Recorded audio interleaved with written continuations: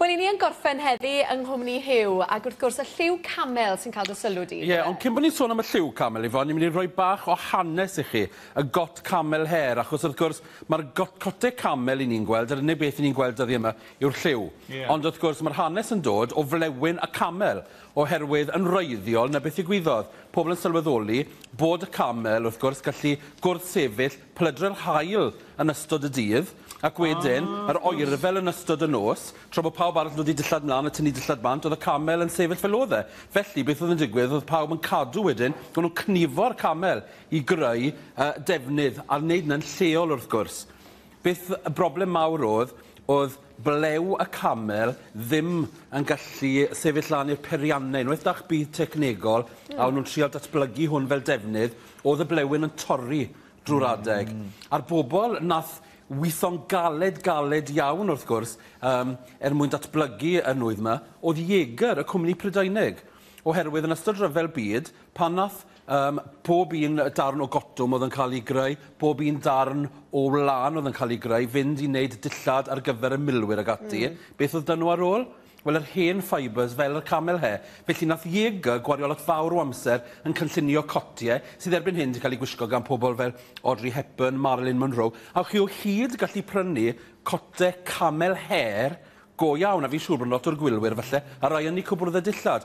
Erbyn hyn, chi'n talu'n ddrud iawn am yr olwg yna, felly nath am yr olwg wedyn wedi cael datblygu lle mae'r lliw yn y cwestiwn. Mae fel sy'r lliw eriod wedi mynd mas o ffasiwn, ynddi? Wel na, mae'n beth ni'n gweld, os meddylia di, ni'n mynd nôl yn hanesyddol bod wastad cotau camel wedi bod yn cwbwrdd y dillad pobl, felly y taip o beth yn cael ei dynnu mas, oherwydd oedd y blewyn camel her yn para mor hir, ac erbyn hyn, mae'n un o'r clasuron. Pan bod cwmniodd fel Jaeger a Burberry yn cynllunio yn defnyddio'r lliwi yma, yn amlwg mae pawb yn ei brynu fe, ac felly mae wedi parhau'n ffasiynol.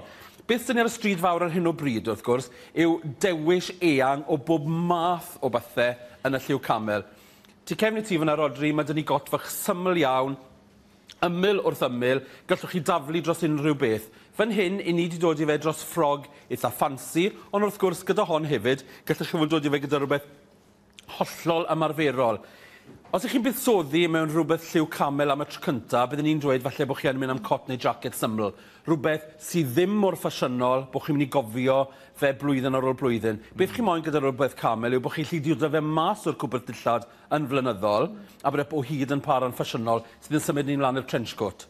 Mae'r cotau trench yn ffasiynol iawn. O ran lliw, dyma'r lliw nath Burberry wedyn datblygu lle oedd camel yn y cwestiwn wrth gwrs. A fel gallwch chi weld gyda hon, fi'n siŵr gallai pobl wedi tynnu rhywbeth digon tebyg mas o'r cwbl dillad 50 mlynedd yn ôl. A byddai o hyd... Yn ffasiynol. Yn ffasiynol. A beth o un dwlu weithiau, pan ych chi'n mynd i'r ffyrau vintage ac ail law, gewch chi resi o rails sydd llon Max Burberry. Erbyn hyn am Burberry chi'n talu beth? 1,500 am got, odych. Beth ych chi'n talu pan ych chi'n mynd i'r lefel a, felly rhyw 30 pint. Felly hwnna'n gweithio'n gret. Delboi dy dod yn nhw'n enwog i ddynnu. Wel, yn sicr. Licen i feddwl bod fi'n mynd i edrych bach mwy stylish yn fy nghamel Rodri nag o Delboi. Fan hyn wedyn, beth stynnu wrth gwrs, yw'r defnydd daiochrog. A Jaeger nath datblygu hwn, mae'n neud Jaeger yw hwnna. Felly, oedd y camel yn cael ei ddefnyddio tu allan i'r got. A mae pobl sy'n cofio yn hanes nôl y 50 yn cofio pan o'ch chi'n agor cot wedyn, beth oedd dych chi, oedd y check tu fewn, a beth o'n nhw'n galw fe'n America, oedd y plaid, oedd y plad. The plad tu fewn i'r got. Felly mae hwn dych chi wedyn, a beth yw mae'n ddwbl wyneb o ddefnydd, felly bod chi'n gallu troi fe ymyl wrth ymyl. Sy'n profi hefyd bod chi'n gallu dod i camel nes ag at camel.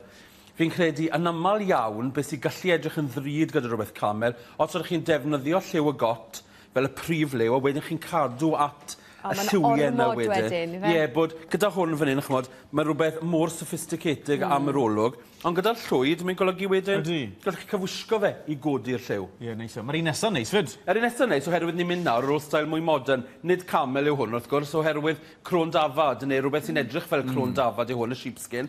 Ond hwnna unwaith eto yn edrych yn gret gyda'r lliwiau naturiol. Felly fan hyn, ni wedi mynd am rhywbeth sy'n edrych fel crôn y nifel, ar ffwr, a mae'r gilet yna wedyn yn mynd gyda'r camel sydd wedi wei mewn pwythau traddodiadol, ac wedyn dod i bag mawr, unwaith eto, sydd â dylanwad crefft arno fe fan hyn, ond dwi nhw ddim wedi gorffen y bag i edrych fel sef wedi dod mas o ryw ffactri arbennig o dda, a fan hyn, mae dyn ni just jwmper syml a sgarff mawr.